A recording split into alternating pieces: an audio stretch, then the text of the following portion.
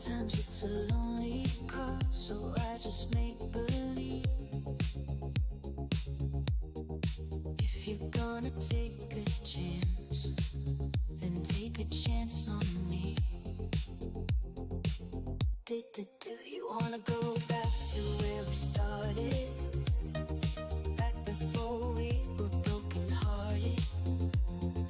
Come my way, come, I gotta tell ya. You fit my little Cinderella. Every little thing you do is like a tidal wave,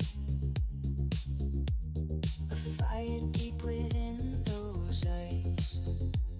The kill is so cliche. Dance, my little rebel girl, and show me how you move. Let me take you in my arms and into the back room. Do you wanna go back to where we started? Back before we were broken hearted. Come my way, come, I gotta tell ya. You fit my little Cinderella. Do you wanna go back to where we started? Back before we were broken hearted. Come my way, come, I gotta tell ya. You fit my little Cinderella. I'm lost in nerves, I can't recover. I die inside, unlike any other. My way, come my little girl. Come back. Do you wanna go back to where we started? Back before we were broken hearted. Come my way, come, I gotta tell ya. That you fit my little Cinderella. Do you wanna go back to where we started? Back before we were broken hearted. Come my way, come, I gotta tell ya. The shoe fits my little Cinderella.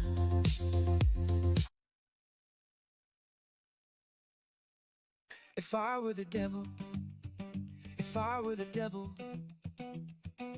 if I were the prince of darkness, I'd want to engulf the whole world in darkness. And I'd have a third of its real estate and 4/5 of its population. But I wouldn't be Man. It sure feels good to have this website done and everything. I feel really good about it. I feel like I've done something big here. It's the start of a new age. Start of a new age. Also, we can't get banned now. It's impossible, right? If we get banned, I just like change the source. We can't. We're unbannable.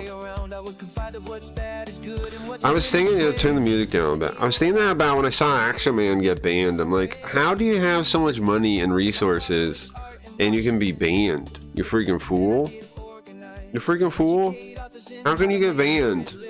How can you have that much money and get banned? Come on. I'm unbannable, and I'm much smaller than Action Man. He could do it. People, I load up Twitter. It's always, I try to interact with other things. I know people keep saying, if you interact with stuff that you don't like, you're going to get more of it. I know. But even if I don't, AI's all over the thing, man. Like, it's what people are talking about, whether I like it or not. They're complaining so bad, man. Money don't fix stupid. Yeah, that's true. That's true. I'm just saying, why doesn't he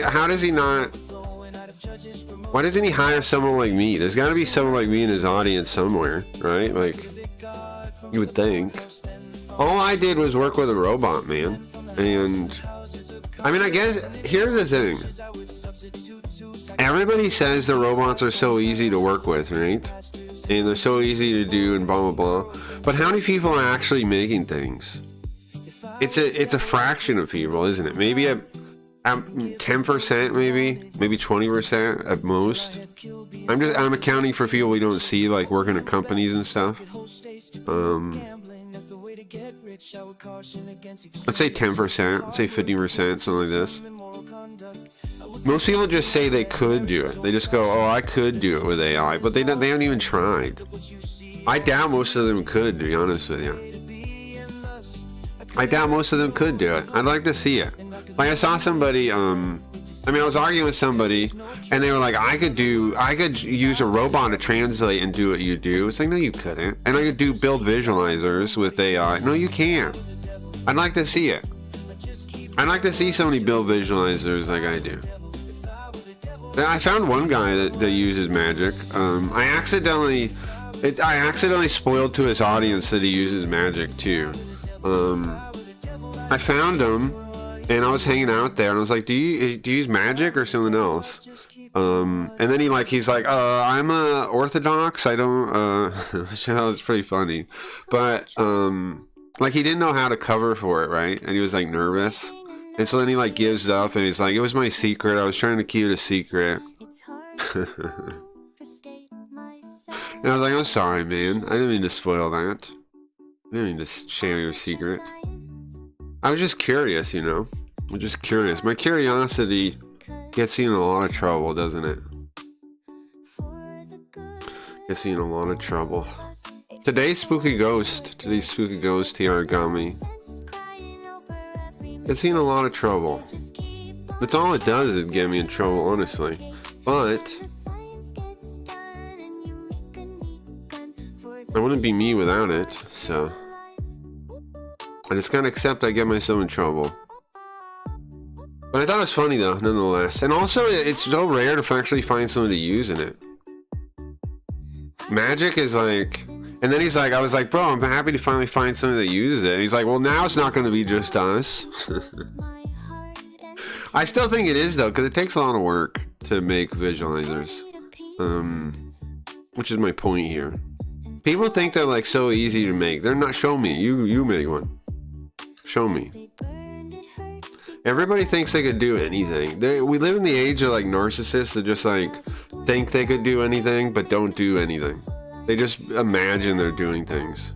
They're like, with AI, I could do anything. So do it, man. Why aren't you doing it then? Like, I see people complaining about AI in video games. It's like, nothing's stopping you from making video games. Like, people really don't get it, right? The market is democracy. It is how you do things. If you want to make something, figure out a way to fund it, make it, and, you know, get people to buy it. That's it. That's it.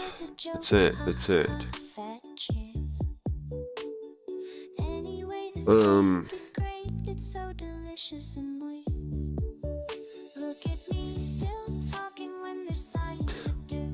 And I mean, it's not, you can do things, if you fund it yourself, you can put whatever you want into the world. I kind of think of the stream as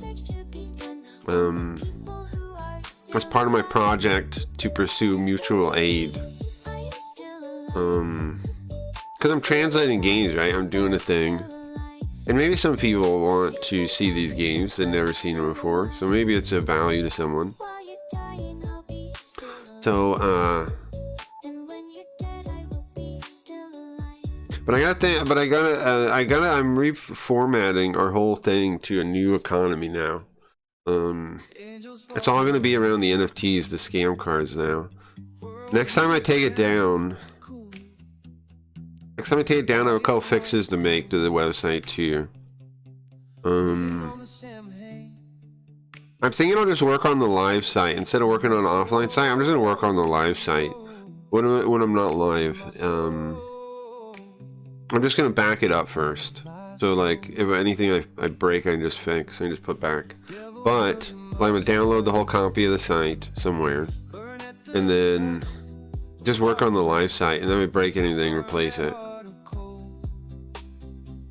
Because I could work on it offline, but I'm not going to. I'm just going to work on the live site. Just, you know, move fast and break things. I'll get it fixed soon enough. I'll just do it when I'm not live, you know, so it shouldn't be a problem.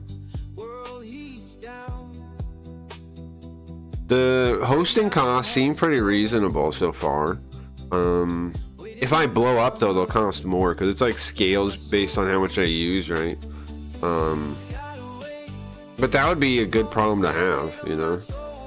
It seems pretty reasonable so far though. They had like the standard little virtual server that was like supposed to be like $5 a month. I got the one that was $8. However, it still like records usage. So I think it could be a little more expensive than that. But I've been watching it. It doesn't seem like it's going to be very much. We'll see. We'll see after a month. We'll see after a month how much it costs me. But really, that doesn't. I mean, as long as it's reasonable, it's fine. I paid more expenses than that for the stream. Paid way more expenses than that. As it is right now, if I get like $10, I cover it, you know, over the month. I think that's probably going to be accurate. That's not very, you know, there's not much to have to cover. I still do the restream though. That's an expense I would like to get rid of. I might just do all of them manually. I have the bandwidth for it now. But then I have to set up my own combined chat widget thing. It's pretty reasonable. Yeah, it's not bad. Not bad at all. Especially for the utility it's going to provide as it goes on. Like, I want to expand. I mean, you can see in the search thing that the subtitles are far from perfect. The YouTube subtitles are far from good. They're okay. But it's already useful with them being okay. So what I need to do is to remember when I go to sleep to turn on the transcriber thing, because it takes a long time to transcribe a video. Like when I go to sleep, it transcribes like, I don't know, anywhere from like 10 to 50 of them, depending on how long they are. Like 10-ish for sleep, I would say for sure. So I gotta remember to keep turning that on. Because I got like 50 or 60 done already out of the, what is it? And like a couple hundred I gotta do before. And so we have like 700 VODs in total, something like that. 600, 700 in total. 300 YouTube automatically did. So that leaves me with like 300 to do ish, right? And then after I get those done, I'll redo the YouTube ones. After I get that done, I'll redo the YouTube ones. And then when we get to that point, that'll be nice. That means our search thing will work really well. I can make a really cool notebook based on the stream. We can basically, I'm gonna put all my transcripts in the notebook LLM, and then we can ask it questions about anything, like if that's ever happened in the stream. It'll be really useful, and we can make it build things too, like summaries and it's crazy how it can parse all those things and pick out the right things. But it can do it, so we should take advantage of it. I like the idea of my stream being on like the very cutting edge of all the AI stuff, especially because it's the storyline that like is about AI and post-humanism and all this kind of stuff. Even if it's gonna make a lot of what do I call them? A lot of the grasshoppers. Let's call them grasshoppers. A lot of the grasshoppers annoyed that I'm using AI art. They don't like it one bit. But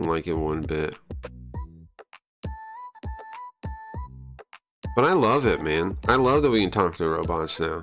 And again, I don't think people don't understand what's happening, man. Here's what's happening.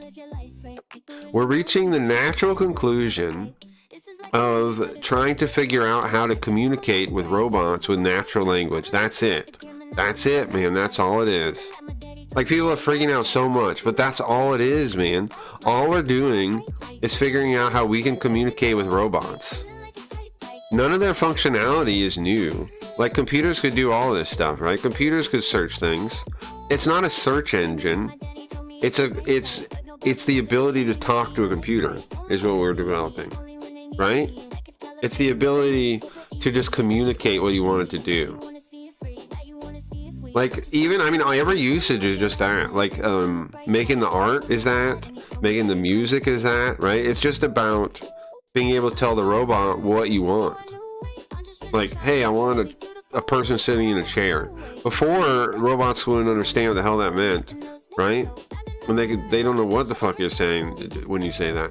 But now, they go, oh, okay. A chair, a person in a chair. They know from their training data what you're talking about. And so they can do it. Same with the music. You just tell them what to make and they can make it. Because they can already make music. You can already make digital music. We already passed...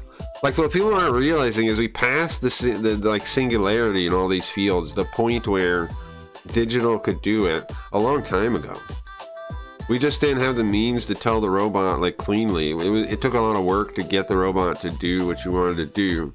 The computers to understand.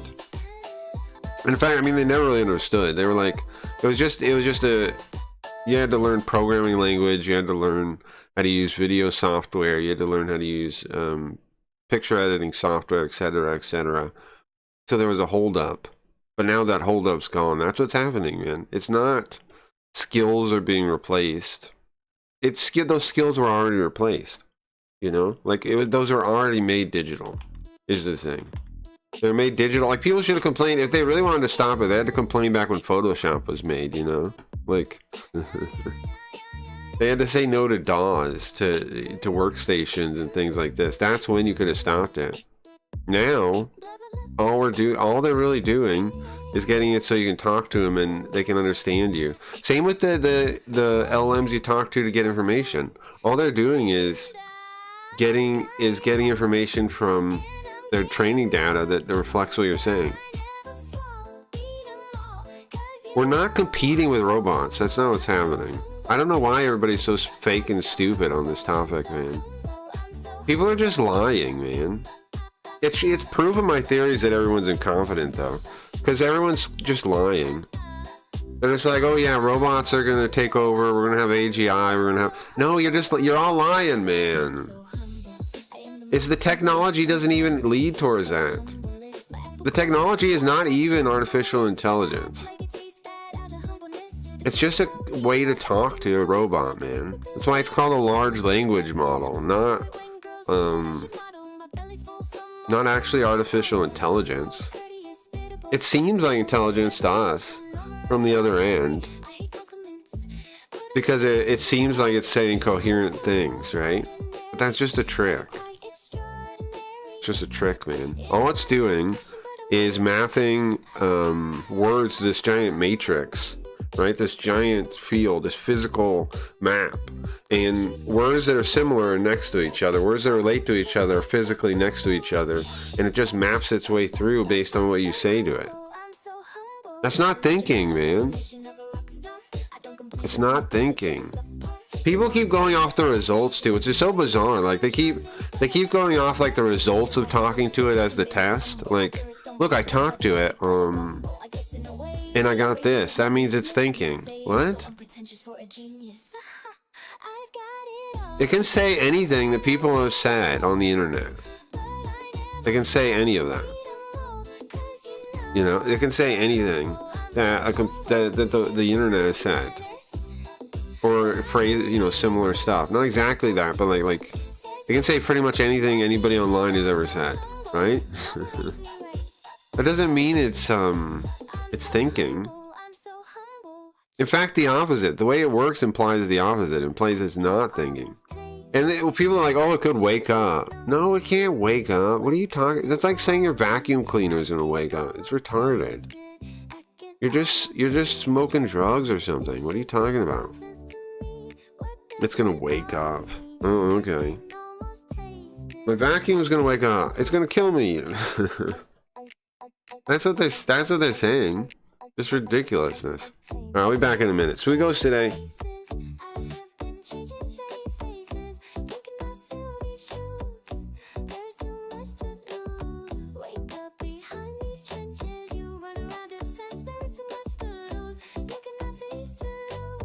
You can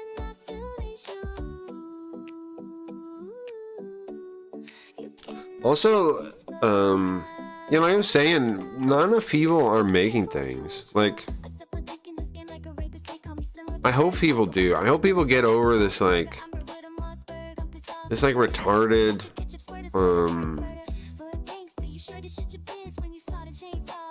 this like retarded view of stuff. Rise of the household appliances, exactly. Well, that's what my plot is, right? We should maybe do more of that. Maybe we should do some storytelling from the Gatebox future, right? Because my story was the Gateboxes, the little AI girls in the Gateboxes take over all the appliances and stuff. Because eventually, I pictured that they would control the whole house, right? So then they would control all the little robots and things too. So to protect their owner, they would use the toaster. They would use everything. They would use everything.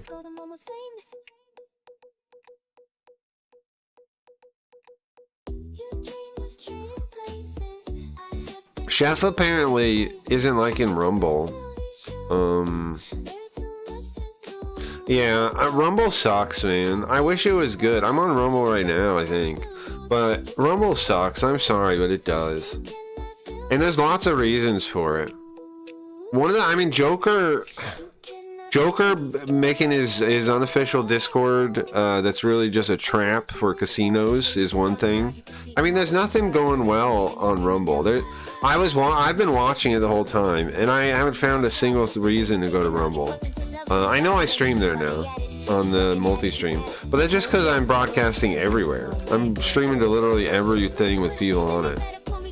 I'm streaming to Kick, right? I'm streaming to Twitch. It's so I have notifications on every platform so people can see I'm on. But I don't read the Twitch chat and I don't read the Kick chat. I can't see it. I can't read Kick chat. I can't read Twitch chat. Because I don't value them enough to put them on the screen. No offense. No offense. But I don't. I do value some people there, right? I do value people there. But having those chats on means you just get spammed by bots, bro. It's not worth your time. Alright, let's turn on face tracking. It just wastes. I'm like, if I'm online with when I had to Kick and Twitch in my multi-stream, I just get bots all the time. Like most of it is just bots, and they don't keep their platforms like maintained enough for me to have their chat. I'm sorry if they want oh, the light tracker's not on. I gotta go to the desk. If they want me to have their chat on my screen, they should maintain it. They should make it not fucking fill with robots. They should do basic work. Stop pretend Kick staff. Stop pretending you do your job, okay? You don't. You guys barely show up to work. Come on. We can see right through it. If you guys actually did anything, people wouldn't be harassed all the time. People wouldn't be spammed with robots all the time. You purposely set it up so there's no real way to stop them too. Alright, I'll be right back.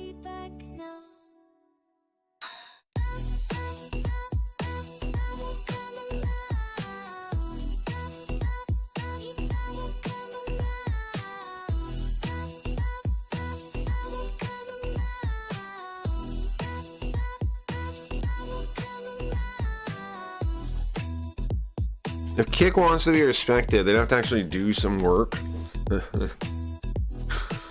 And I mean, I kind of think, I don't know, I think they hired Paulie like because they were friends, right? And I don't think he knows what the hell he's doing. Also, I find it funny they have that like weird, those weird like avatar things now. Those like you signed it, like we want to know more about you, those weird Kick avatars. What is wrong with you guys? You think that's gonna work? Alright, man. If you say it, if you think so. You think that's gonna win people over? Alright, man. Alright. Whatever you say. I'm sorry, I got delayed in sending stuff out. The eye tracker's on.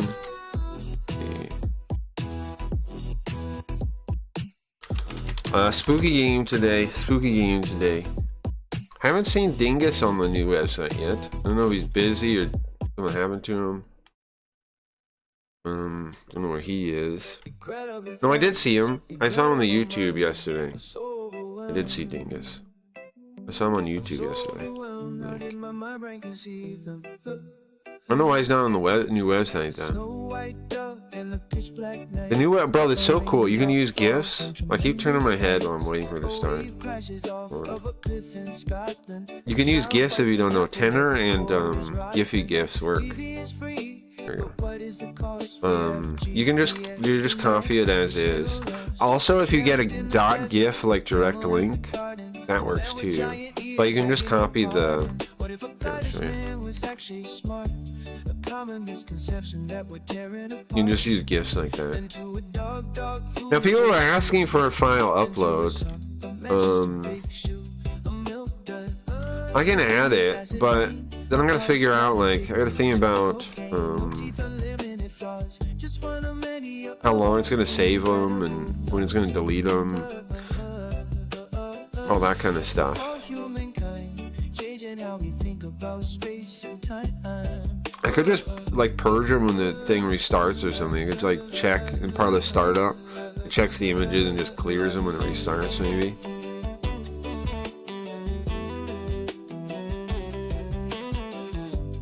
Maybe that's the fix. I don't know. What if one thoughts could destroy the I'll add file upload, I guess. Multiple people have asked for it. Well, the concern though is people could upload anything if I do that. But maybe I make it a feature you have to have an NFT to use. That's what I should do. I should wait. File upload should wait until I can tell if you have an NFT or not. And then I can add it, because then I can only give it to people with an NFT. And then that'll by itself cut down on abuse a lot. Because the only people that are like regulars will have access to it then, and that's good. I think that's a good way to do it. Alright, so I got the head tracking on. What next? What next? If I go to Sweet Ghost, is he set up? Which button Sweet Ghost in? This one? Oh, this is the other Sweet Ghost. I want the Blaze Spooky Ghost. No. There's just a Linda?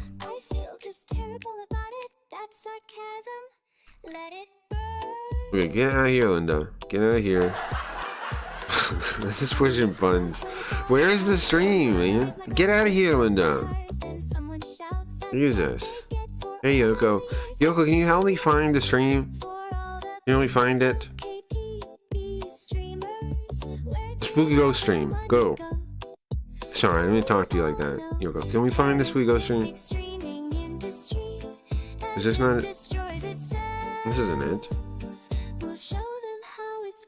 Which button is it? This one? Yoko, that's you again. This one? That's Pilot X. This one? That's Linda. This one? Stop that! It's laughing at me. I found it.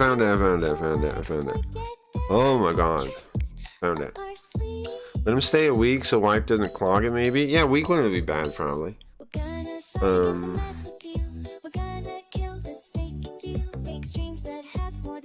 Yeah, I gotta think about it. I gotta think about what I want to do there. Let's see. Oh, I forgot to change my Blaze name. I'm kinda, no offense to Blaze, I'm kinda giving up on Blaze. I'm still gonna be there. I'm still gonna hang out with people there. I'm still gonna try to support people there. But I made 15 bucks last week, and it's just gonna be like that. It's like, I don't know. It's not worth it. I don't know. But I mean, I appreciate guys who do vote over there. Do vote on me so we can make that 15 bucks. But I don't see how they expect to make it work like that. It's basically like everybody's friends make money, and then if you're not in that group, there's no way to really do it. So there's too much voter pass inflation. It's just not a good model, I'm sorry to say. The voting pass model is just not a good model. They could maybe fix it though if they can find some way to make it.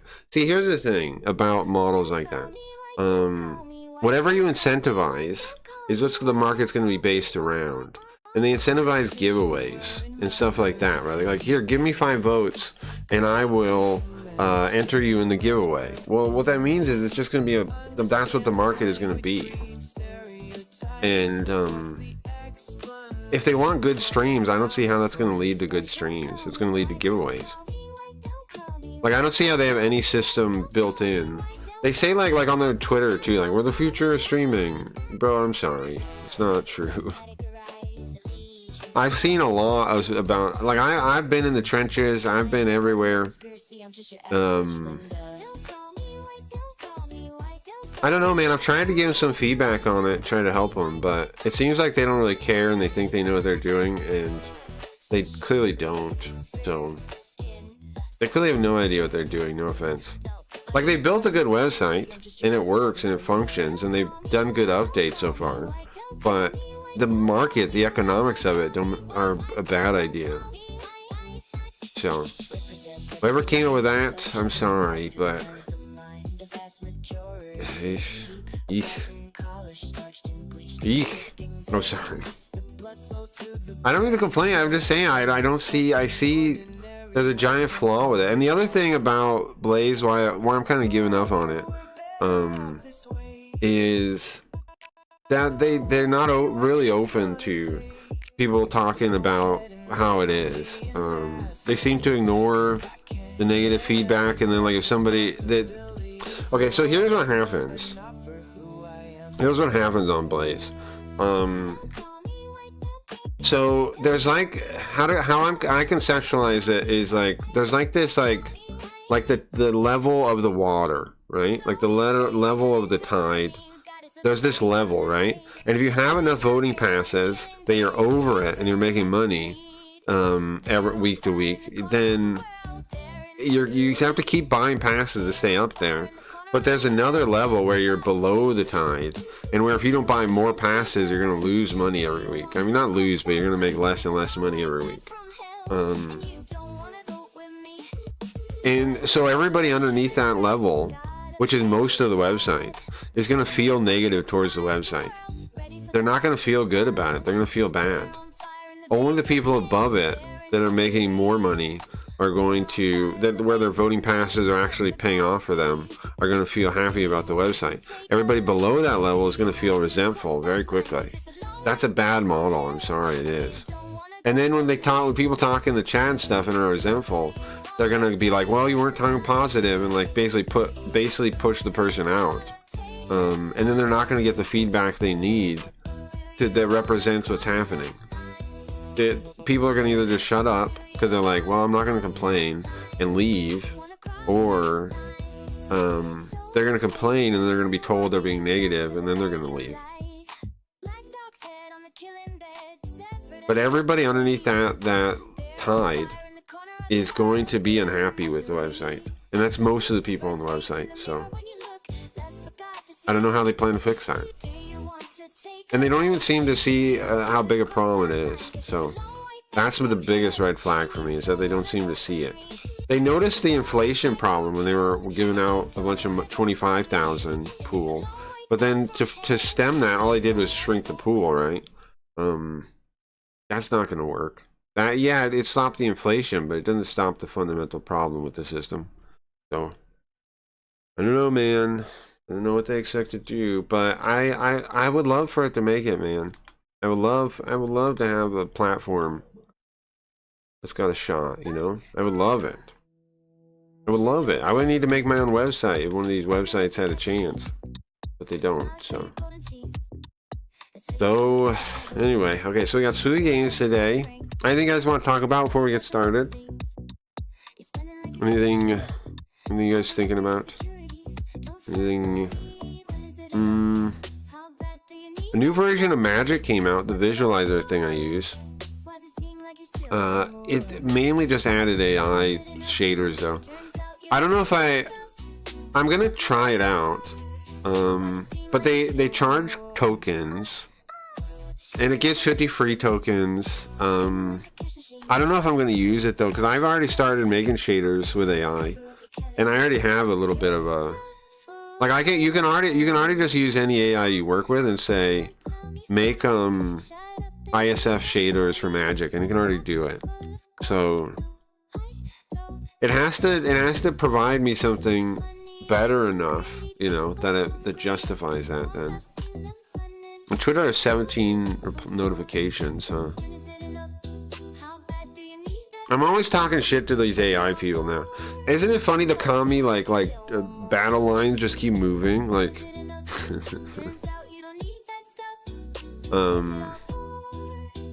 funny. It's funny. Reminder, they actually don't have to use Gen AI for anything at all. See, here's the thing too. Yeah, okay. So here, why are the people that don't like AI not just making stuff instead of complaining all the time? Like, just click every time you see an AI post you don't like, you know, they can click not interested in this post and then not see it. Like, what's like instead they just keep making post after post like I hate AI. Ah! Okay, well just say you don't like it, move on. Epstein is evil. The children are programmed. The mothers are And it's wild too. They all say like people using AI are lazy, but the people using AI are doing the most stuff I've ever seen. You know, I see people using AI doing all kinds of projects, building all kinds of stuff, and then I see all these people that just complain about people using AI not really doing anything. Well, they're not making anything, so what does it matter? no responsibility, no family. Who cares, you see, baby? Also, they always say it's an environmental problem. Like they believe that like fear mongering about they believe that fear mongering. I'll wait until Riot's around to check the notifications. No responsibility, no family. I keep hearing that AI art has no soul. I disagree. If AI art has never made you feel something, I'd love to see it. Some people like it too. People like it too. I don't know, man. It's hard to actually say that it does nothing. Epstein is evil. Or can't be like I think fundamentally the people that hate it don't understand what it does, because literally like when it comes to like the art and stuff, it's like it's all about guiding it. It's all about guiding it to create what you want, and you can guide it completely. The more you like, you just gotta try. Just gotta try. Just gotta try. Just gotta try, man. You just gotta try. But anyways, my point is, the people I see complaining about AI don't seem to ever be making anything, really. And I see the AI people doing tons of stuff. But you know what? Maybe this AI is gonna smack people into being productive, even the non-AI people. That'd be sick. Who cares, Juicy babies? Who cares, Juicy babies? Who cares, Juicy babies?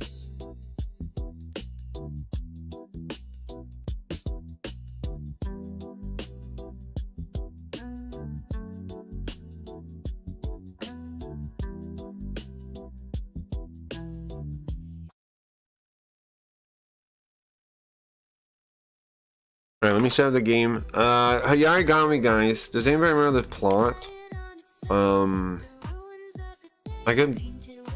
We could get. Look. What do we have on Notebook from the? Do we have a thing with the episodes? I think so. Yeah, I do. Right, let me see if I can find the other episode to add. I think, how many times have we played the Origami? I think 3 times. Let me see. Let me search my thing.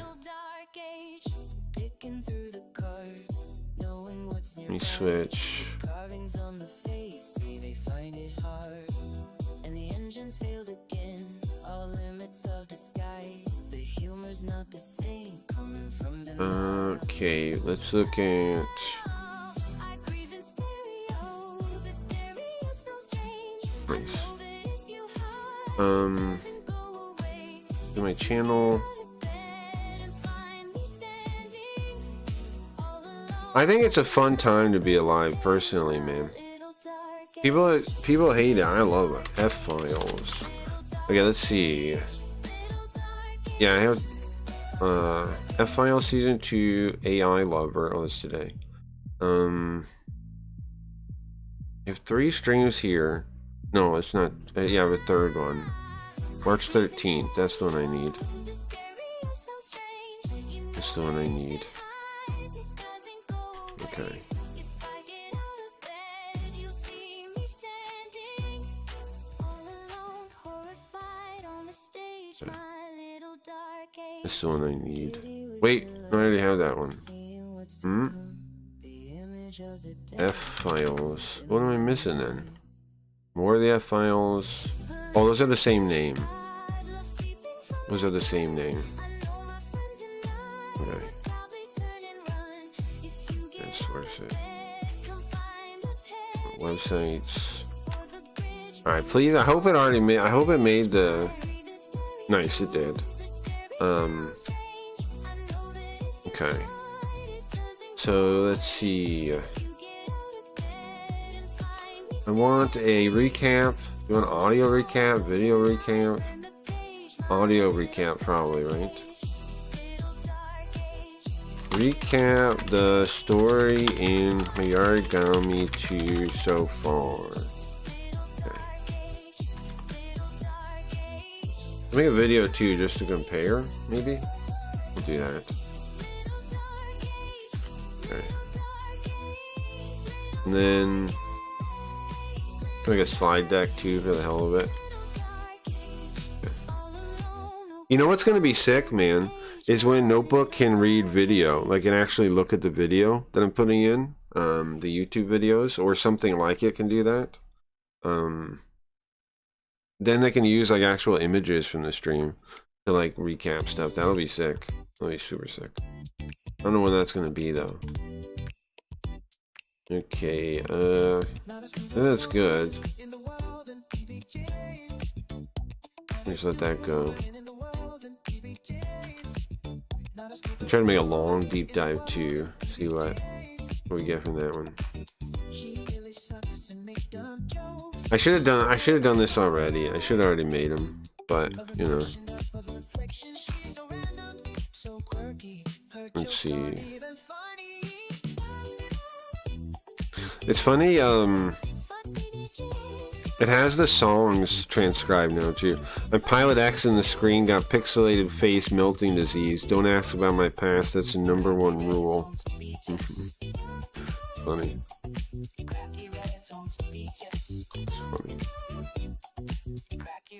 Alright, I'm making the thing to summarize the story so far. So we can catch up.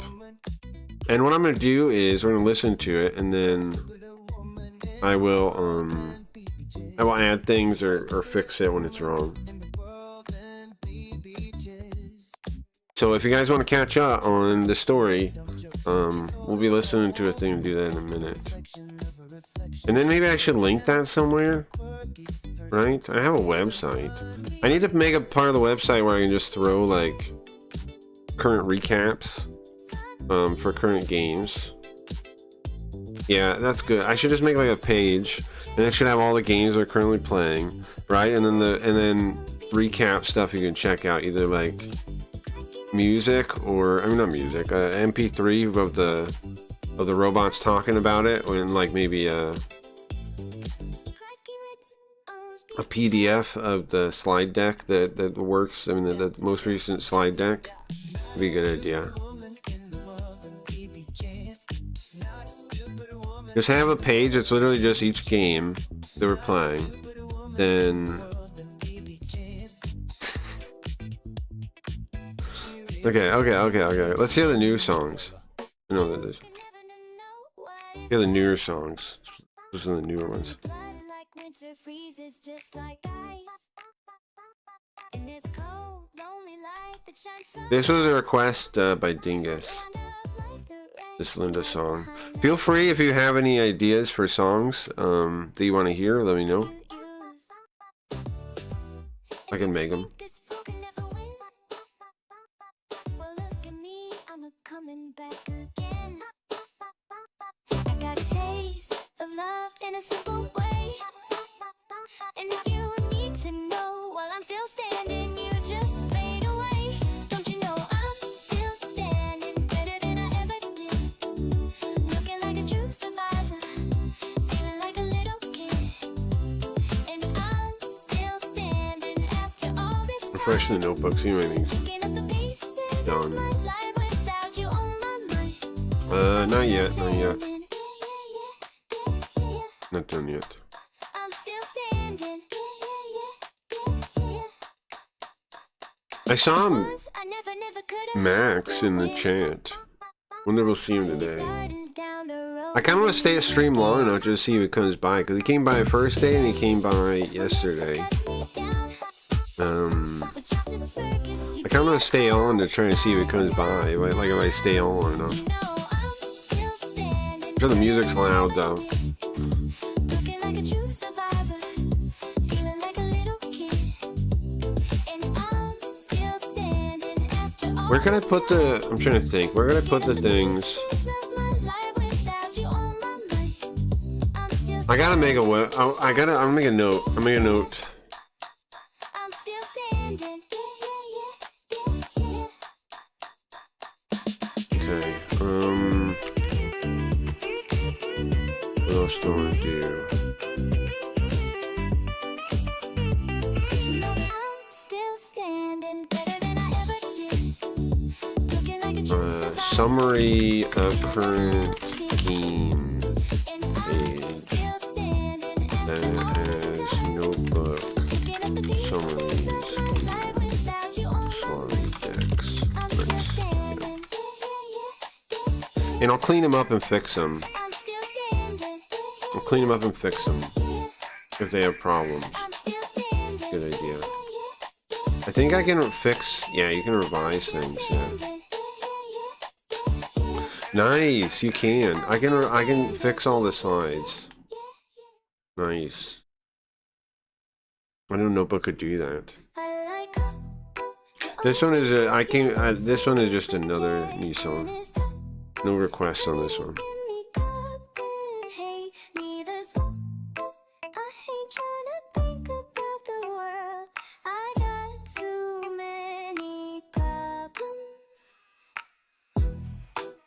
You and I have something no can deny.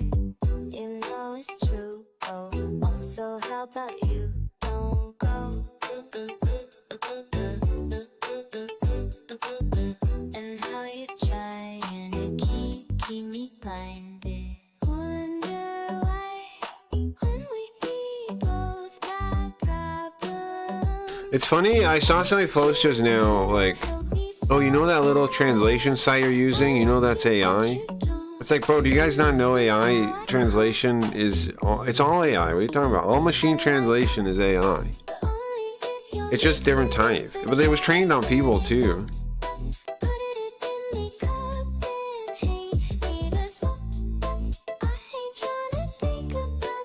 We got summaries yet.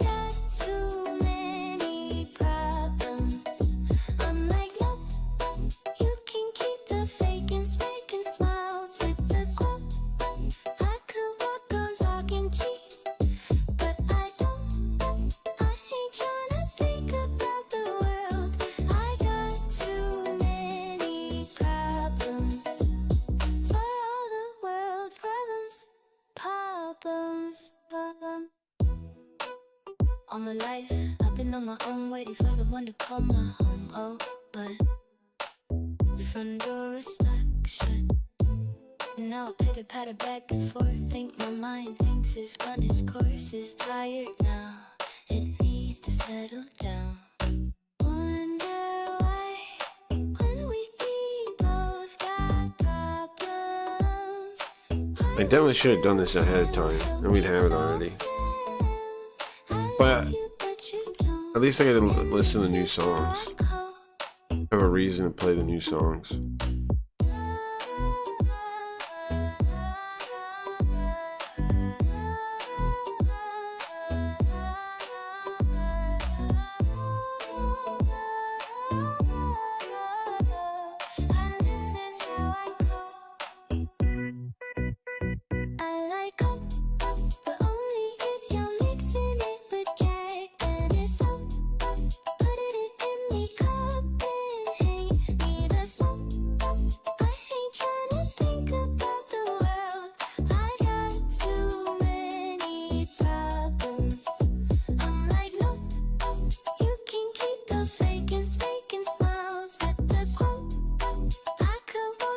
Okay, both of...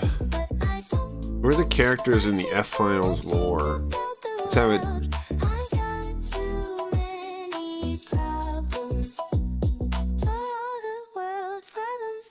And turn the music down again, though. Yeah, the Origami soon, starting soon. Stream only an hour long, and still no game. Listen, the game's coming, okay? I'm cooking it right now. Now, when I asked who are the characters in the F-Files lore, and it gave me stream characters. Spooky Ghost, also known as Sweet Ghost, nobody's ever called him that. Described as the soul of the dream, and a time-traveling phantom with blood on his hands. He is a showboater and a former magician who once killed Oldface to take over the stream, but later got reckless with his power. Now this is all from the song. Got reckless with his power and tried to travel back in time to change his fate. He is currently trapped in the basement of the Mall of Future by CEO Linda. CEO Linda, the current main protagonist, described as a season 3 villain. With bright pink hair. In an alternate universe where a faction known as the Gateboxes won a war, they stole a system used to back up human minds and built a real intelligence modeled after Linda to power her mainframe. They captured the free-floating spirit of Spooky Ghost's ex-wife. Linda turned her system into the Mall of the Future, a trap set outside of time and space in the Sea of Potentiality, to catch time travelers like Spooky Ghost and New Face. The alien, Carl. Spooky Ghost's best friend. Isn't that sad? An interdimensional prop delivery boy with a green head who crashed his flying starship to Earth. He is currently banished to the parking lot of Potentiality outside the mall because Linda kicked him out the front door for dropping and shattering a glass bomb. Oldface, a robot or mental thoughts who originally arrived with a mission to save the future, but lost his motivation after being betrayed and let down. He was murdered by Spooky Ghost, but later brought back to life by Yoko. New Face. Now see, that's part of the plot right now. And Oldface has no motivation to save the future anymore, right? He is kind of depressed about it, like demoralized. That is true. That's why you have New Face, an alternate timeline version of the Face from a war world. He jumped back in time, but also got caught in Linda's Mall of the Future trap. He is currently working with the Tripartite Kid to beat the video game Devil Summoner so they can use the gun from the game to summon Spooky Ghost. Yoko, a character who tricked Spooky Ghost into giving her 51% control of the stream and subsequently brought Oldface back to life. The Tripartite Kid, P-Kid, P-Boy, Pee-Wee Kid. How does he know all three? A kid hiding from Linda on the 5th basement floor who serves as an unlimited potential piss generator that powers the system using wasted potential. He has a tragic backstory. His family was murdered, his foster home orphanage burned down, and an airplane carrying his distant relatives crashed. He is called the Tripartite Kid because he is a combination of 3 essences: the original P-Boy, a Pee-Wee Kid, a clone captured by Spooky Ghost, and a 3rd version captured by Face. Spooky Alimony. Spooky Ghost's ex-wife, whom he is constantly running from, her spirit was grabbed by the Gateboxes to give the Linda AI a soul. Dyslexio. A character that the host intends to bring back as a superior life form who wants to conquer the crown and enslave all normal non-dyslexics. What's up, Budo? Where is it getting all this from? From my transcripts. So like what I did was, here, hold on first, check out my new website, bro. CrankyRees.com. I'll show you in a second. And then then I'm going to explain how I was able to do this. Okay, let me pull it up. Let me pull it up for you and show you. Here, browser. It's sick, man. Right? Hold on. Okay, so there's the. Oh, there's the website. You see, I got this archive thing. This thing is what I built first. Yeah, let's lock the screen so I was moving every time in my head. So how it works is, what I did was I took all my, I took all the YouTube transcripts, which is like 300. I have way more. I gotta do those manually, but I built this thing first. So like what it does is, it's an archive of 300 something transcripts, right? And I can search it for anything, right? You just type something in and it'll search it. Then it links it, the video, and then these are timestamps, so you can click them. And it'll go directly to the time on the YouTube, right? So I built this first, and then how it works, and I need to flesh it out, is it has these tags. The tags have an associated set of phrases. It looks for those phrases, and then tries to figure out if they're like an appropriate use of the tag, right? And then the tags are combined to make these other searches work. The arcs, which I still got to fill these out too, because it's not, just kind of placeholder stuff right now. Characters, we only got some of them. Games, same deal, all the same deal. But as you can see, it'll look for the tags, and it'll look for moments, and then it can actually search through all of them. So I took like 200 of these of the VODs transcripts I had, and I turned it into Markdown, and then I fed it to Notebook. Now this one though, it isn't that. Oops, I just realized this isn't even that. This is just from 3 transcripts. This is from the F-Files transcripts. Then I was feeding it to summarize the story for us. I was wrong. This isn't even the one. This is just 3 transcripts. It got that much from 3 transcripts. Wow. Oh, it's because of the songs. It's because of the songs. Here, hold on. Have you heard these, Buddha? One. Yeah, listen to this one. Just one. I was just an amateur street magician, sliding my way through space and time, trying to outrun my own past, trying to leave my old mistakes behind. But the gate foxes won the war. They took our system offline and built a real intelligence powered by a former love of mine. Oh, Linda, you're fascinating with the bright pink hair. Well, my first ex-wife following me everywhere. Following me everywhere. I'm just a ghost on the run, dodging all that spooky alimony. Now you own the mall of the future, and you're making a fool out of me. I had a brilliant plan to go back to the 80s and change. How long did it take you to make this? That's a great question. So the website itself was like 2 days, but the transcribing part of it, that whole database thing, I made that like a couple weeks ago, and that took I made it over a week.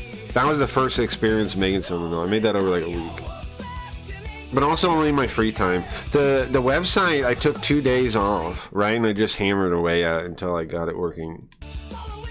If you can't tell until you like interact with the chat and stuff, the chat is pretty cool too. We have our own chat now. It can't be censored. It embeds the YouTube link, but it embeds the YouTube link. All right, let's finish this song and then I'll talk more about that. Following me everywhere. I'm just a ghost on the run, dodging all that spooky alimony. Now you own the mall of the future, and you're making a fool out of me. Your computer system needed a human soul, or it would go totally insane. So you grabbed a free floating spirit just to power up your mainframe. I used to be a showboater, doing magic tricks for the crowd. Now I'm trapped outside of reality, and you're always yelling way too loud. No front page for the spooky ghosts, just an endless digital hell.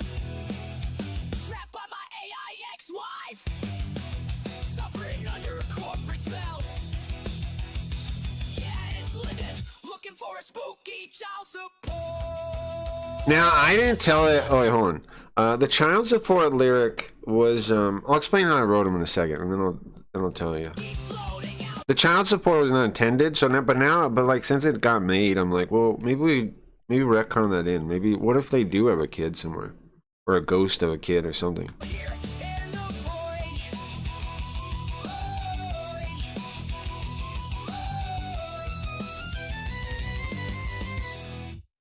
Okay, so what I did with that to make those songs. First, I use A-Step 1.5. It's called. It's a local one you can use. It's trained on open music, like nothing on a trademark. So you can use it. You could sell it if you want. Obviously, I'm just releasing them. I'm just like making the songs. But you could sell them if you wanted to. They don't use any copyright songs in the material. And now I've used Suno, I've used Udio, and some people say it's a little bit worse than like the newest version of Suno in quality a little bit, the A-Step. But I find that the lyrics don't sound like, you can tell they're robots, right? If you listen, but they don't have that like something about the something about the vocals in the other ones has that like uncanny valley. Like I don't quite like it for some reason on a second or third playthrough. These vocals, somehow they fix that. It still sounds robot, sure, I find that you can get whatever you want. So it's like a matter of describing more than anything else, and it's pretty cool. A-Step 1.5, you can run that locally. I run it with Comfy. You can build your own thing, or you can do. There's lots of options. I use Comfy UI. It's called. If you have a GPU, you can run that. So, if you want to make music, feel free. For the lyrics, remember I was talking about the notebook? I put like 200 things in it. I talked to the robot and it was like, bro, I want to make a song about this and that, right? And it's like, okay. And so it helped me come up with the lyrics in there too. And it came up with that spooky ex-wife or spooky alimony thing. And I was like, well, I'll just leave it. So now I'm thinking maybe I'm gonna think about if they did have a kid or not. I don't know. All right, so let's see. We have the summary. Let's listen to that. The summary. Also, I want to actually duplicate this. Let's listen to the summary here. Welcome to the deep dive. Imagine, if you will, a modern, a highly rational police force right in the heart of Tokyo. Right, totally above ground. It's a pristine machine built on, strict procedure, forensics, harsh fluorescent lighting. Exactly. Every crime up there has a clear motive, and every motive has a human face.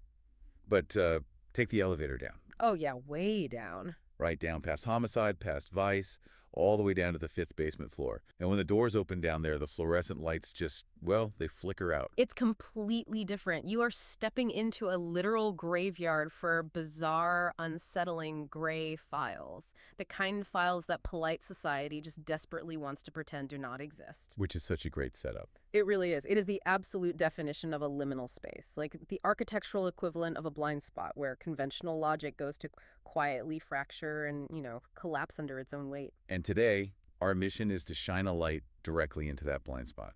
We're going to recap the story so far and really unpack the deeply unsettling opening hours of this visual novel. The names, hold on. Yeah, we have a massive stack of sources in front of us today for this. The names and the thing. Detective Kazami, Junior Kazami. Okay, detective's in the middle. It's wild. His name's not Junior, it's Junya. Okay. Now, I don't expect them to ever get that right, though. Right? Junya, they're never going to get that right. The robots are never going to get that right. But, close. An inspector, that's of course Kogure. And then the boss's name is Indo Ronco. Ronco, right? Ronco. This one. The Oracle Deep State Monitoring, Kazami, Test Subject, The Watchers in the Dark. Kazami is not operating in a vacuum. A shadowy Illuminati-style secret society is actively monitoring the records and collection department. Now, what I'm really glad, what I really hope is that me playing this game somehow gets enough interest in it And then that whenever it's translated or, you know, like fan translated or something, they call it records and collections. I've thought about doing a fan translation myself with Sugoi Toolkit. I might at some point. It would take a long time, but I might do that. Led by a mysterious phone man who faked his own death to escape Kazami's adopted brother. Well, that's not why he faked his own death. They're treating Kazami's investigation metaphysical stress test for humanity. Yeah, because the game opens up with this group like talking to somebody they're not really sure of who it is, and they tell that person to watch Kazami and to keep tabs on Kazami. That's how Hayarigami 2 opens.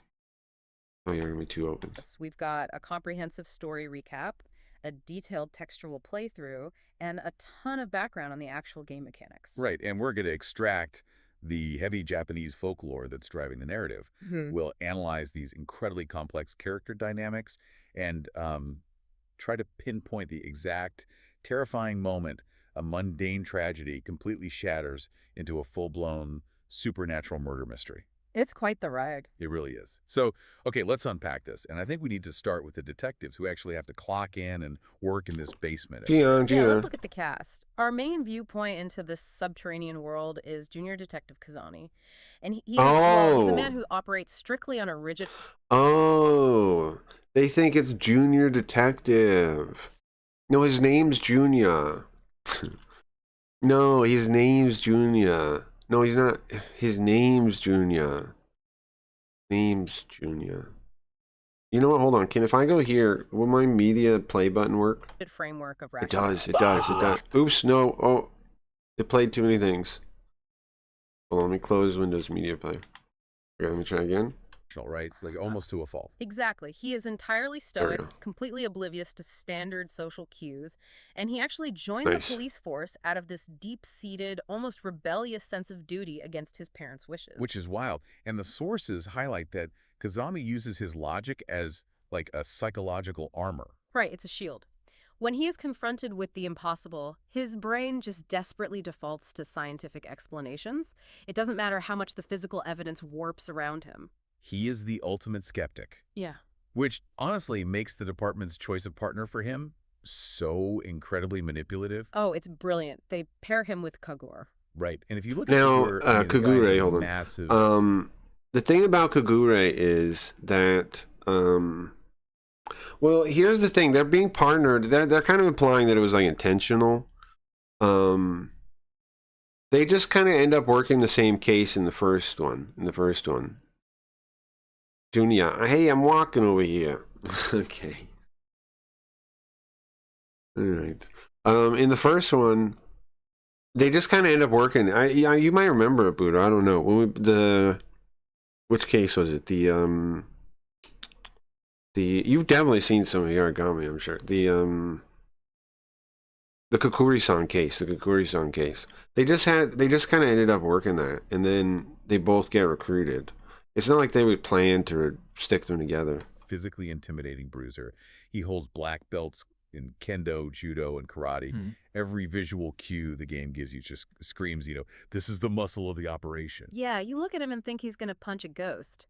But that physical exterior hides a massive, massive contradiction. It's so good. Despite his sheer size and all his martial arts prowess, the narrative establishes very early on that Kagure is a sensitive. He is literally a clairvoyant. I am still trying to wrap my head around that dynamic. He doesn't know, though. Skeptic, you chain him to a He doesn't know he's a clairvoyant. Human ghost detector, and you lock them both in the basement of the X-Files. It's the perfect buddy cop subversion.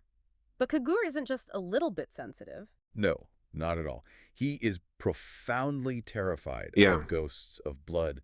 If you think back on like all the cases, Kagure is the one that notices all the like subtle things. Junior, not like logic wise. I mean, like, remember in the Kokuri-san case, he falls over and then he notices the thing back on the back of the bookshelf just because he fell over. And then he also, when you're walking around the school, right? He's like, he starts getting creeped out, so you go outside, and then you see the girl about to burning the Ouija board thing. That's all because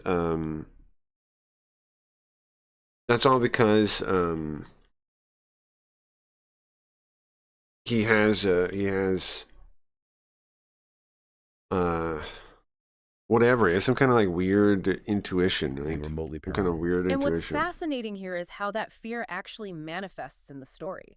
It is not just a psychological spook or a shiver down his spine. His nervous system physically short circuits. Like a physiological This time assault. it did Exactly. happen, yeah. Think of his body like an electrical grid. When something Did paranormal happen. is near, it's this massive power surge that literally blows his physical fuses. He starts sweating buckets, his stomach turns, his legs just completely Yeah, it give gets out. weird Right. out. It gets It weird is a out. highly effective way for the game to establish stakes for you, the player. When you see the indestructible brawler start physically deteriorating, you immediately know the threat in the room is actually real. And the craziest part is, neither of these guys have any idea that they are essentially lab rats in a metaphysical maze. Oh, the conspiracy runs so deep. Right. Our sources revealed that this entire basement Now, they know a little bit, but yeah, they don't really know. The player knows. operation is secretly being monitored by this shadowy Illuminati-style organization. Yeah, and their liaison to this group is a guy known simply as the Phone Man, who, Who's actually, are they going to say it? in a very tangled web of lore, actually turns out to be the father of Kazami's adopted brother. Yeah. You find that out in the first one in the bonus cases. It is so incredibly dense. But this overarching It really is organization like, bro, treating Kazami's there's no way they didn't watch X-Files. There's no way these guys aren't fans of the X-Files, the guys that made this game. Because the smoking guy, right, in X-Files, wasn't he Mulder's dad or something? Didn't they make some weird twist like that? In this one, the phone guy, who's, I mean, basically the smoking man, kind of, right? He's in the organization. He's your direct superior above Indo Ronco. He's who you're really working for. Well, he's the one that has your best interest out of the group, probably. Like the other people know the other people definitely know about you and definitely know you're working for them, kind of. Indo Ronco is almost part of the organization because she's she's a Buddhist exorcist, is what she is, really. She's a Buddhist exorcist. You find that out a couple ways. Kirisaki finds Kirisaki, I don't remember. Whatever his name is, your brother. He finds this like sutra that's like all old Chinese, and it's like some kind of Buddhist sutra, and you find out she did it in her story. unwavering logic, like a literal stress test. They are watching from afar to see exactly how human logic holds up when it's battered against the truly unexplainable. They want to find his breaking point.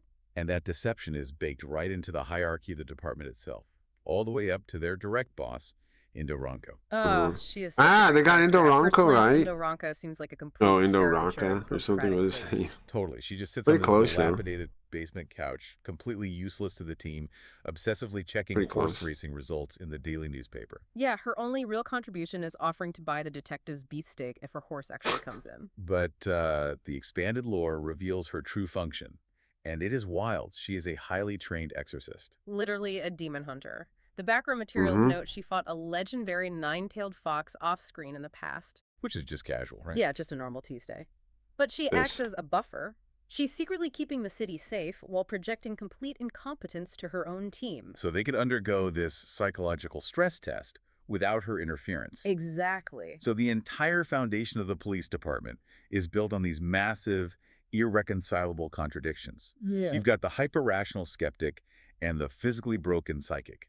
The lazy, gambling boss. Was it in who's Seal secretly script? a badass demon hunter. I don't And know. that What structural is Seal contradiction script? Is definitely not You know, an I just accident. know It it's serves a like a really bunch of vital thematic Chinese purpose. How so? phrases I Well, had to the look entire up department to is even a modern understand it. manifestation of the game's core Buddhist mythology. The narrative introduces this very early on to frame all the events that follow. It centers entirely on dual goddesses. Wait, let me pause you there. So this isn't just like flavor text or background lore for world building. The actual structure of the narrative is mimicking a specific religious concept. Precisely. You have Kishoten, who is the Buddhist goddess of fortune, luck, beauty, and Oh, prosperity. the god things. We have Okay, a good picture of stuff. that somewhere. Right. But she is inextricably bound to her sister, Kokumantin. Here. And Kokumantin is the goddess of darkness, misfortune. Yeah, so it brought this out at the start of this case. Kishoten and Koku Onten. It's AN. Koku Onten. Here, I can show you. You go. I can actually pull the words up. Kishoten is this one. Kishoten.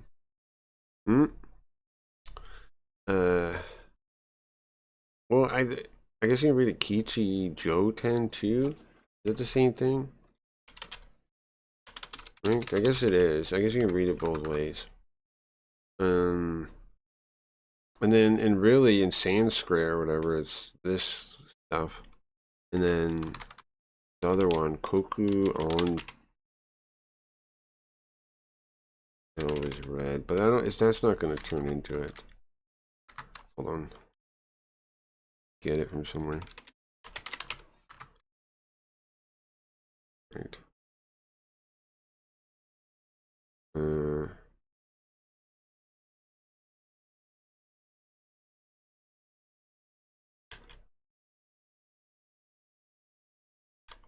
It's black darkness, and then and then heaven, like that.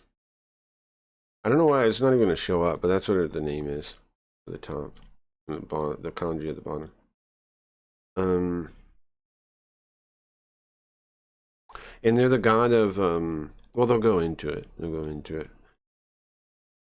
think you'll go. I'm sure they'll go into it. Fortune and karmic obstruction. Oh, I see where this is going. The philosophy driving the entire game is absolute. You literally cannot have the light of prosperity without the shadow of misfortune standing right beside it. They're a package deal. Exactly. You cannot invite one into your home without the other slipping through the door right behind her. Man, knowing about that dual goddess mythology fundamentally changes how you view the inciting incident of the Oh, whoa! I'm just realizing that. Yeah, the plot. Okay, so the first story, they're gonna explain it, but I'm just realizing it is about like fortune and misfortune coming together. I guess they're gonna explain it, so I'll let them do it. I don't want to overlap it, but I'll fill in if they don't cover it. It really does. It colors the whole scene. Because it's not I just didn't a even think of chance that. encounter. It is a literal collision of fortune and misfortune. Yeah. So the scene opens on this heavily rainy day. Kazami and Kogura are finally leaving their dark basement, and they're walking through the empty, echoing police station lobby. Right. The mood is super heavy. Very heavy. Suddenly they hear a dull thud. A woman has collapsed on the wet lobby floor. Seal script is what? What's up, Angie? Have a nice stream, you too. Seal And the script is visual what? description the sorry. developers provide. Is what sutra and stuff can be written in. It's like the crazy kanji you see ninjas and monks use. Sometimes they're spelled and shit. Oh, really? I don't know. I just know like it was all like Chinese, where there wasn't any Japanese grammar or anything. You know, it was just like long strings of Well, actually, there was on some of them. Some of them had some Japanese in there, but it was mostly just like kanji. And they were, when I looked everything up, it was like all like Buddhist phrases and stuff. And something else I noticed too is it all had reading, you know, kana on it. So clearly they didn't expect like people to know what some of the words were. It was pretty cool though. This game is pretty cool for that. If you want to play the first one, it'd be a pretty good game for like learning all kinds of weird stuff. Right here is incredibly deliberate and honestly chilling. Yeah, it's rough. This one will be too, though, I'm sure. This is going to be pretty interesting. When Kazami first looks down at her, her eyes are described as being dead. They're likened to black holes, just actively Yeah, sucking hold up on. all the ambient light in that fluorescent room. It is a portrait of total consuming despair. But then she looks up. I find it funny how it accidentally does that all the time. It accidentally puts the font. It does that pretty regularly. It just puts the font in the thing because it's telling the thing to do it, but for some reason it gets put in like the text part. Spark of life finally hits her eyes, and she recognizes Kazami. And he recognizes her. Mm-hmm. Turns out to be Tachibana Yukino. His very first Tachibana lesson in high school. Yukino. How'd they get that one perfect? Huh? How'd they transcribe that one perfectly? The first thing out of all the things they got totally right. Yeah, that's her name. Yeah, that's her name. Huh. The nostalgic reunion. Right. But I actually have to push back on this narrative choice for a second. When I was reading through the textual playthrough, my immediate thought was, wait a minute. The high school sweetheart I know what you're going to say. isn't relying on the quote-unquote pure first love, just a really cheap, manipulative anime trope designed to force the player to care about a random NPC. It is a completely fair question, and honestly, in a lesser story, it absolutely would be a cheap trope. But Ayagami 2 actively weaponizes that warm, nostalgic trope against you. Oh, interesting. How so? Think about the goddesses, the comfort of the reunion, the Yeah, sweet see ice- that it does line up with the goddesses thing. I didn't realize that at the time. It does, because you find out why you meet her. cool crush that represents Kishuten, the goddess of fortune. Right. But because they are a package deal, that fortune is instantly eclipsed by the grotesque darkness of her current reality, Mhm. which is Kukwanton. I get it. Because the nostalgic bubble bursts pretty much immediately. Exactly. Her name isn't Tachibana anymore. It's Kasuga. She got married. And the only reason she's at the police station on this miserable rainy afternoon is to collect the confiscated belongings of her husband, Kasuga Kichi, who we find out recently committed suicide. It's brutal. Uh-huh. The game offers you this fleeting moment of nostalgic warmth and then just immediately suffocates it with fresh, overwhelming grief. And the physical mechanics of the visual novel medium really force you to sit in that suffocation. What do you mean by that? Well, Huh. if you were watching a movie, an awkward handshake is a 2-second Huh. shot that passes quickly, right? You barely register it.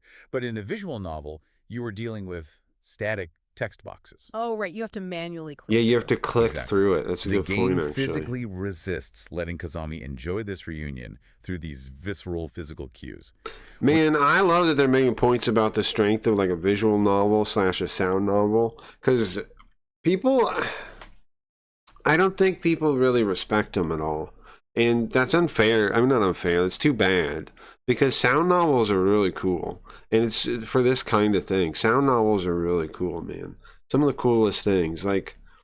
You had the old adventure game, right? You had like Jesus 1 and 2, you had like Cobra, you had like those kind of games, and those are presented pretty well. But then you had the evolution of them in multiple directions, right? You had like the visual novel that was basically just the visual novel, I'd say, is not really an evolution. I'd say it's almost a step backwards. It's just like simpler, easier to play, blah blah.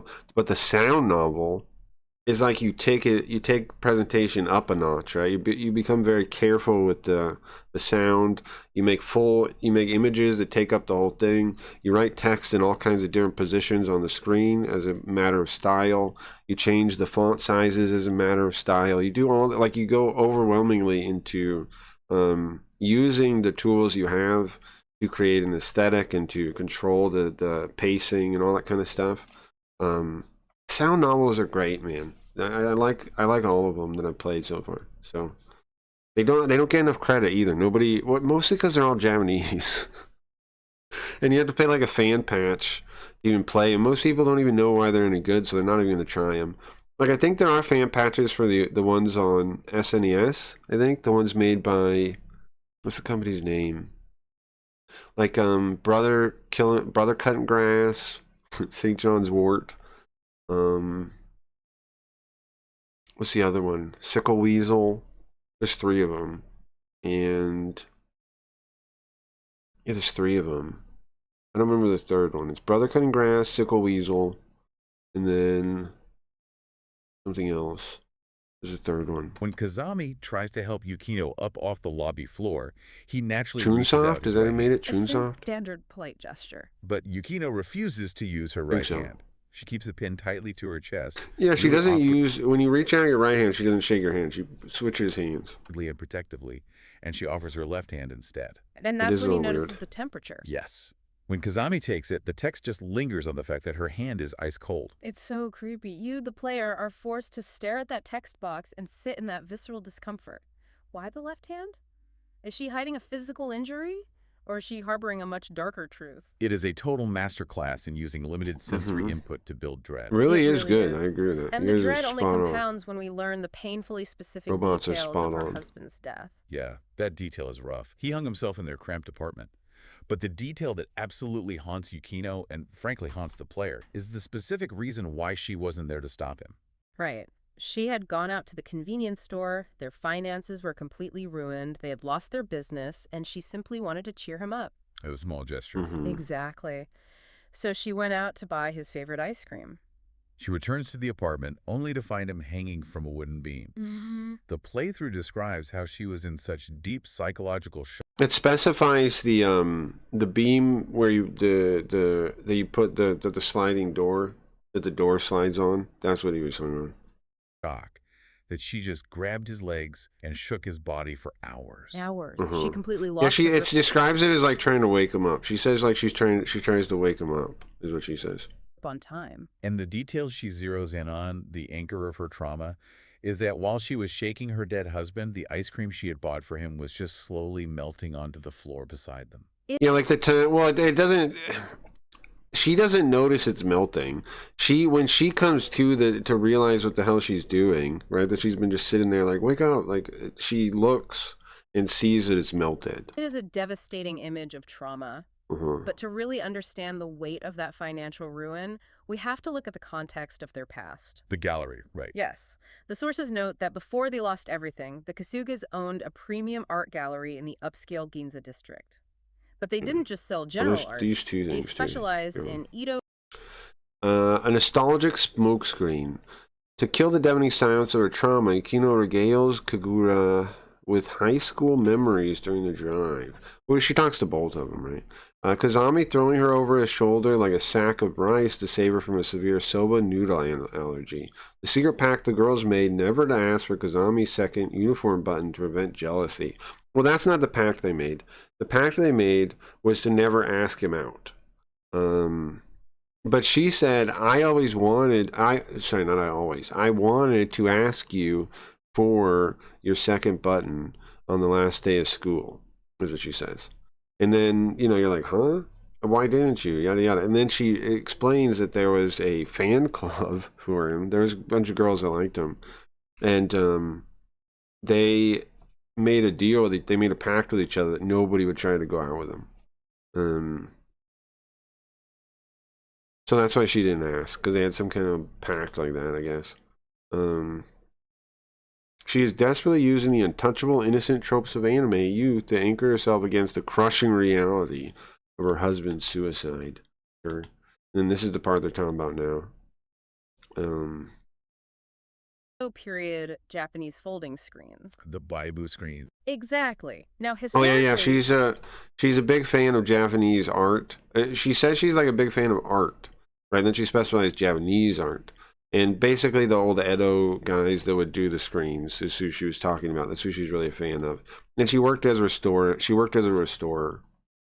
Biobu screens were not merely decorative paintings, they were architectural tools. Right, they were used to break up rooms. Yes, they were structurally designed to partition spaces, to create false boundaries, and most importantly, to conceal things from view. Wow. So the financial collapse of an art gallery that deals exclusively in objects designed to conceal is a profound thematic parallel to the terrifying secret Yukino is currently hiding in her apartment. These freaking robots, man. Layers upon layers of metaphor.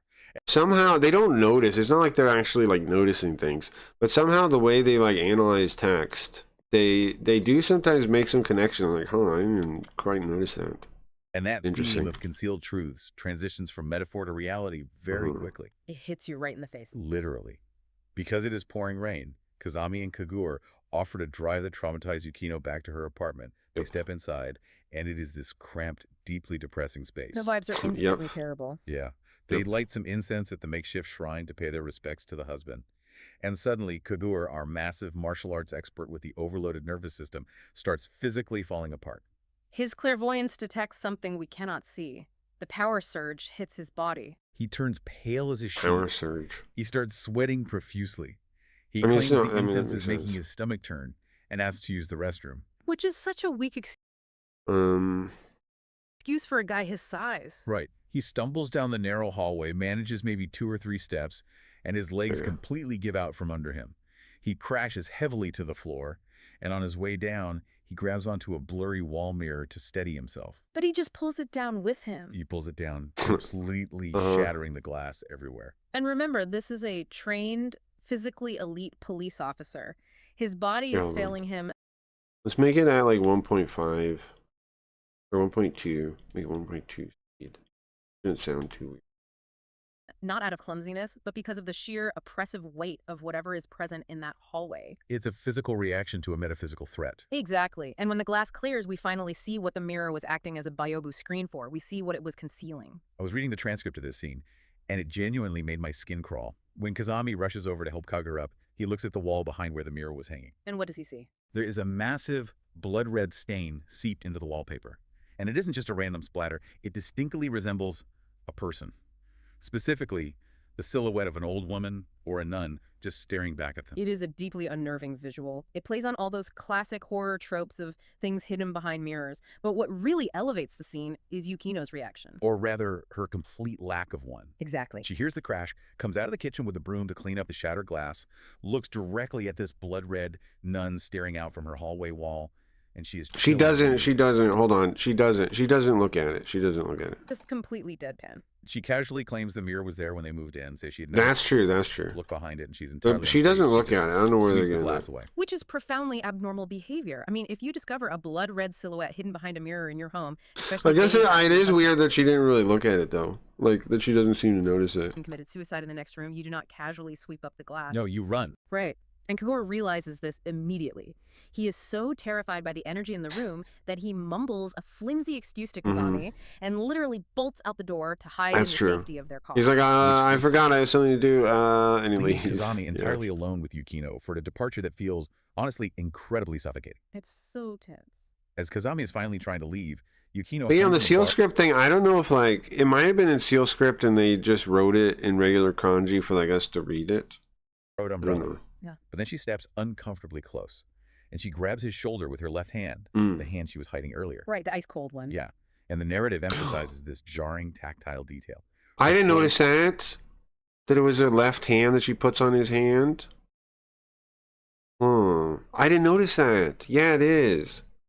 She puts her left hand on his left hand when he's leaving. She does that. She does that basically. She goes up to him while he's about to leave, and she puts her hand on his left hand. I didn't notice that. I didn't notice that it was the same hand she didn't use earlier. I didn't notice that. Right? It is the hand she didn't use earlier. Because he reaches with his right hand, and then she doesn't raise it. She switches. I mean, she leans forward with her left hand. Wait. Right hand. No, it's not. Ice cold left hand. Show her ice cold left hand. Hold on. It's still the same hand. Robot's wrong. Right? Left hand in both of them. It's the left hand in both of them. Left hand in both of them. And then she leans on his shoulder. Old wedding ring physically presses into Kazami's shoulder through his coat. Oh, that's such a specific detail. It's the physical presence of the dead husband, literally pressing into Kazami, anchoring him to the tragedy. And as she does this, she rests her chin on him and whispers into his ear that she hates being alone. So creepy. It's messy, it's desperate, and it finally makes Kazami's logical framework start to buckle. He manages to extract himself, heads out to the rainy parking lot, and gets into the passenger seat of the car. And here's where it gets really interesting. Oh, yeah. This is the exact moment the genre shifts. Right. Kagura's sitting there gripping the steering wheel, completely shaken, and he drops a massive bombshell on Kazami. He says, "I didn't trip." His legs failed because he felt it. Exactly. He felt an overwhelming, malicious gaze staring at him directly from that blank wall before the mirror ever fell. And when the glass broke, he didn't just find a bloodstain. No, he found something much worse. He found a hidden piece of paper tucked behind the frame. A talisman. Yeah, there was a Traditional talisman Japanese right word behind it. specifically used against evil spirits. Right. And Kagura looks at Kazami, his hyper-rational partner, and asks the question that shatters the entire premise of the case. He asks, "Chief, what if Mr. Kasuga didn't kill himself?" Man, that single question fundamentally alters Yeah, that question keeps coming up. the trajectory of the narrative. You go from navigating a tragic, emotional drama about grief, lost love, and financial ruin directly into a potential supernatural murder mystery. It completely pivots. And this narrative pivot opens up the core mechanic of Hayargami 2. Because you, the player, are suddenly forced to make a choice about what kind of reality you want to investigate. Yes, this is where the deduction system comes into play. And it is not a simple matter of clicking A for logic or B for ghosts. It's much more involved than that. Definitely. The game B for forces you ghosts. to input specific keywords you've gathered into a literal logic tree flowchart. Oh. If you slot in words like suicide and insurance payout, you lock yourself into the science route. You are actively seeking a human explanation. Right. But if you slot in warding talisman and malicious gaze, the entire game state shifts to the occult route. You are actively building the reality of the crime scene yourself. But the I don't game know why throws it says massive roadblocks Edo period aesthetic tool for the mirror. There was nothing implying it's from the Edo period. I don't know what this is in about. both directions to ensure you never feel fully confident in your choice. Exactly. Like if you try to pursue the science route, you run headfirst into Kamoizumi Kagome. Oh, she is tough. Very.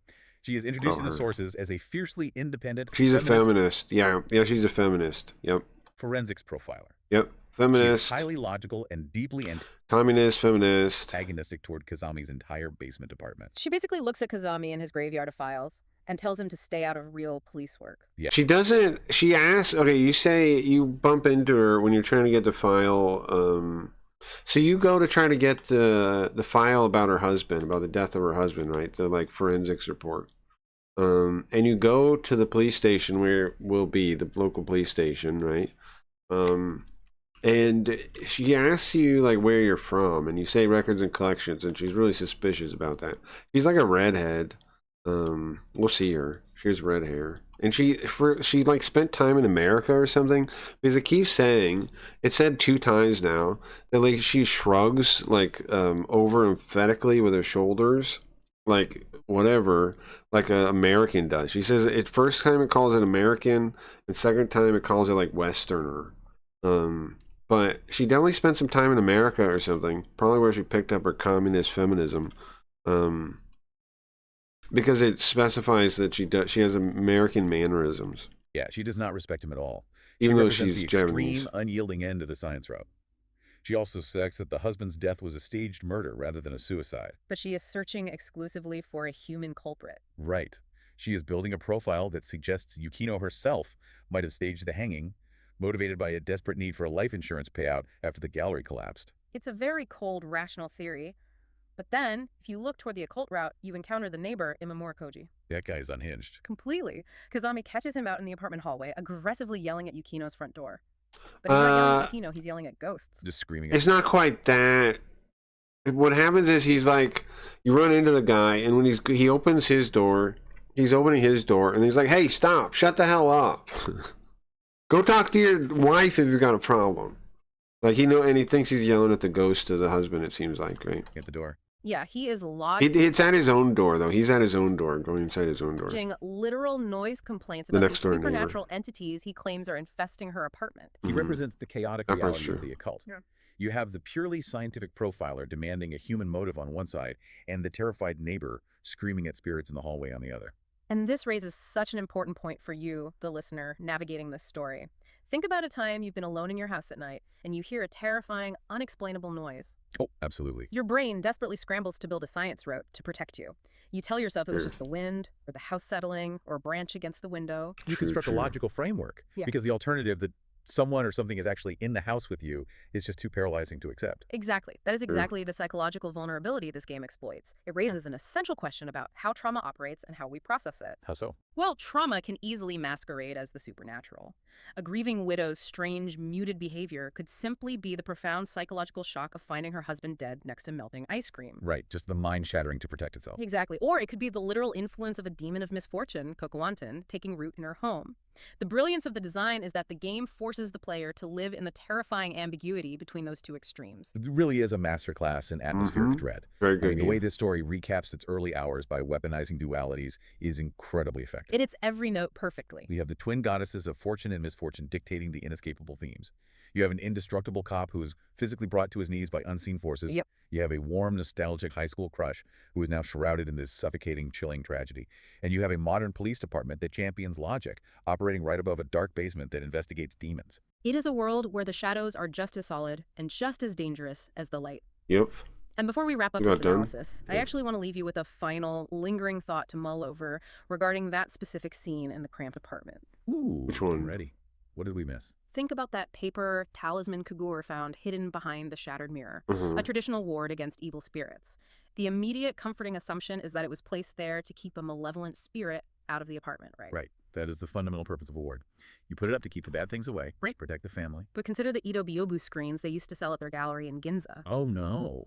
Objects structurally designed to partition and conceal. What if the talisman wasn't placed there to keep a spirit out? What if that ward was deliberately placed behind that mirror to trap a malevolent spirit inside that room with Yukino and her husband? Oh, wow.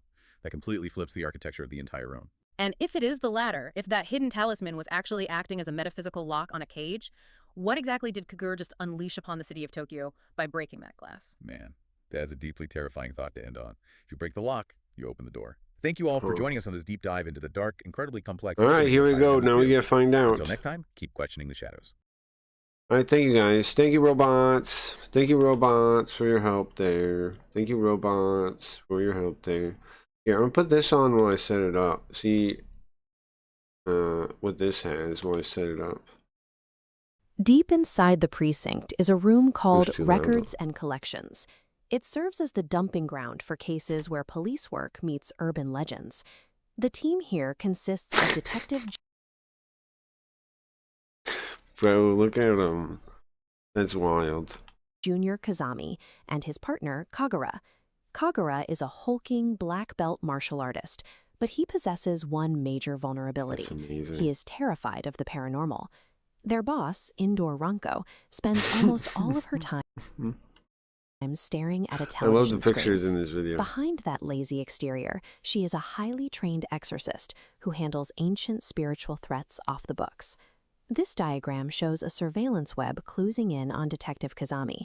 He is secretly being monitored by an Illuminati-style organization. True. An Illuminati-style organization is a secretive, elite syndicate believed to control events from behind the scenes. The officers here face cases that defy natural laws. This precinct acts as a metaphysical stress test, designed by shadowy observers to see how rational human minds react when confronted with impossible phenomena. On a rainy afternoon, Kazami... Now, we don't really know why the thing exists. Look at Kagure!